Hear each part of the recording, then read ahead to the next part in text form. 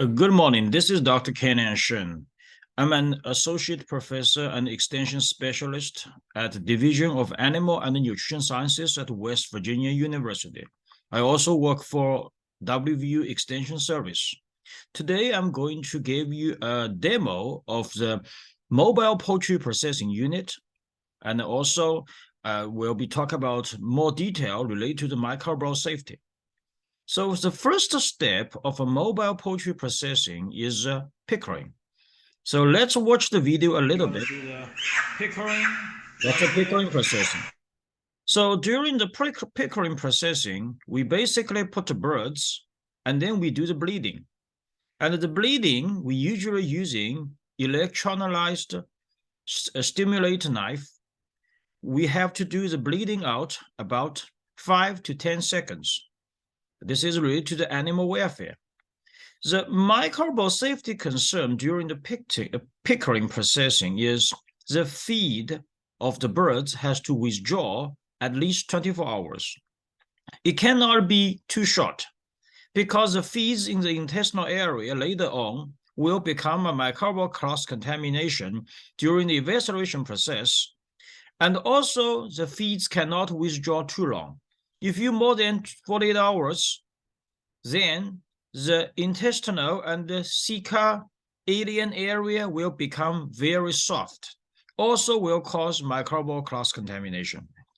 So about 24-hour feeds withdrawal, do the bleeding with 5 to 10 seconds is very important. So let's look at the video.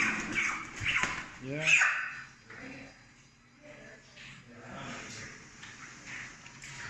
So this is important is feeds withdraw, is that right? Yes. Usually 24-hour feeds withdraw, that's important. Then we do the bleeding, yes. Yes. Yeah. So there's something related to animal welfare, is that right? So we have to do quick. Yes. So that's why this knife is actually electrified. Yes. And what it'll do is it'll shock the bird and it'll completely stun them and knock them out. Yeah. And you'll see them tense up when you first put the knife up against their neck. That's them getting stunned. Yes. And then we try to hold that for about 5 seconds. Yeah, 5 seconds. And then that's pull important. the knife away and then cut the carotid and carotid artery and jugular vein. Yes. And then normally this will spin around. We'll give them about 60 seconds to 2 minutes to completely bleed out. Yes. And once they have bled out, we'll tap them lightly on the breast. I can show you that. Yes. So come over here to the bird that has So already you come been over here.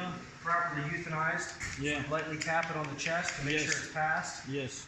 We'll do a few And this is very important. We need to make sure the chest is flat. here. Yeah. So you see there's no motion of their own doing. Yes. So we pick them up. Yeah. Then we do, this is a scottering. Yep. Okay, so this is the first step we finished. Then we want to do a second one, which is a scottering processing. So I'm going to show you this next step. So this step is the scottering processing. You ready? Yeah, ready. This is scottering. Yeah. And the scottering processing we are using is usually a hot temperature water, hot water. And there is a soft scottering and a hot scottering. And the soft scottering usually is 120 degrees Fahrenheit. And the hot scottering is usually 140 degrees Fahrenheit. And this is very important. There's a lot of the small producers, they are using 110 degrees Fahrenheit, which is 42 degrees Celsius. That is not very good. So too low temperature do the scottering. Actually, your cultivation bacteria, because Salmonella, E. coli, and Campylobacter can grow very well at 42 degrees Celsius. So don't use too low temperature. But also we have to avoid the temperature cannot be too high. Some people think maybe it's better for killing bacteria, so let's use 150 degrees Fahrenheit. What's going to happen with that higher temperature, the fatty acids and the fat on the chicken surface will be extracted. And later on in the chilling processing, they will be floated on the surface as organic matter. Then the organic matter could be interfere as antimicrobial efficacy, especially like chlorine. So let's watch here what we have a soft scaldering and a hot scaldering. So what's the temperature of this one? About 140 to 150 degrees Fahrenheit. Yes, 140, 150 degree Fahrenheit. Yeah. That's scaldering. Celsius, that's 50 probably. 50, 60. Yeah, 50, 56. This is scaldering. So at the WVU poultry farm, we are using 50 to 60 degrees Celsius for the scaldering temperature. So that's a scaldering. The temperature control is very important. Now, the next step we want to show you is defeathering and evisceration process. So let's look at the defeathering first. Defeathering is pretty.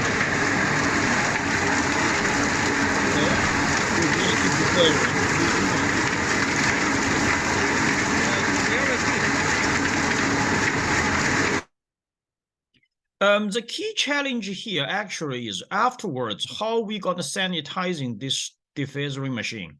So I have a separate video already published at WV Farmers Market Association, and you guys can take a look at that.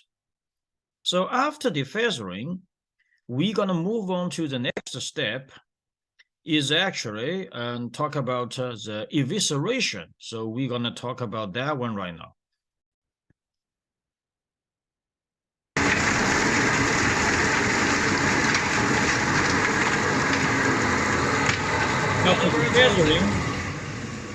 So then these birds are ready for evisceration.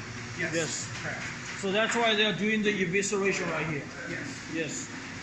So, and this evisceration processing usually is the most important step related to the microbial cross-contamination, because you see those heart, spleen, liver, especially ceca area, intestinal, they took out, they're going to cause cross-contamination.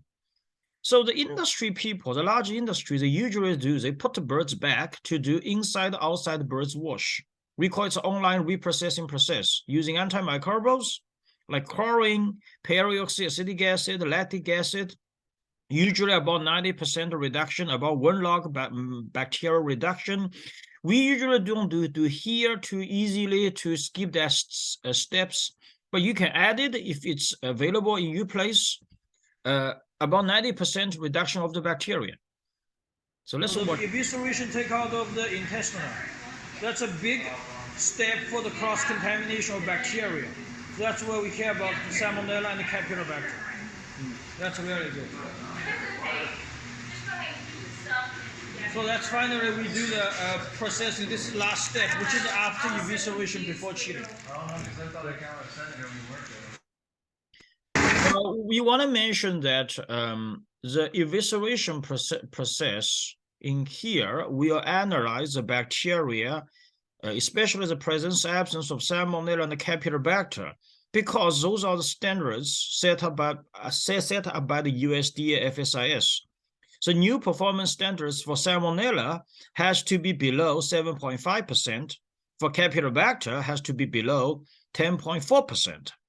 But for the local community, it should be waived for that requirements.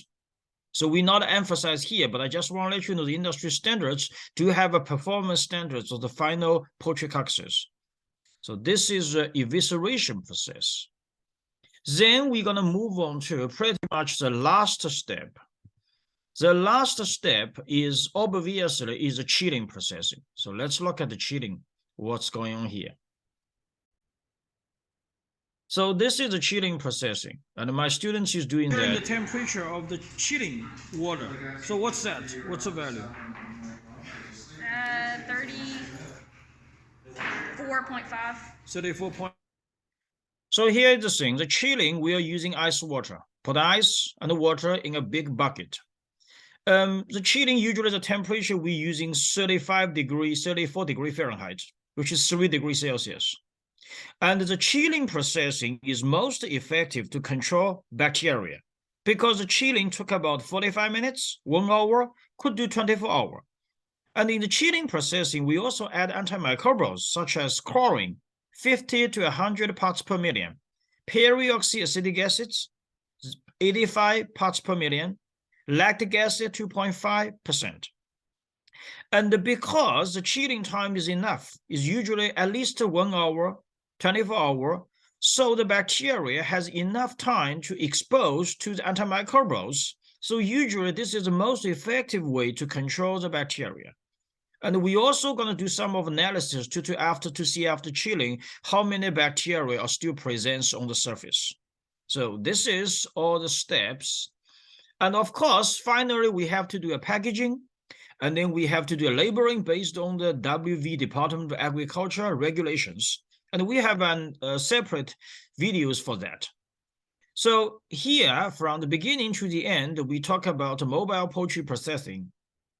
And this video is supported by Dr. Joe Mott's group students, Lucas, Christina, and Dr. Joe Motz himself. And my students, Corey Cole, Rebecca Sterns is also working there. And we will upload the new information later on. And this project is also sponsored by USDA NIFA Care Grant. So thank you very much.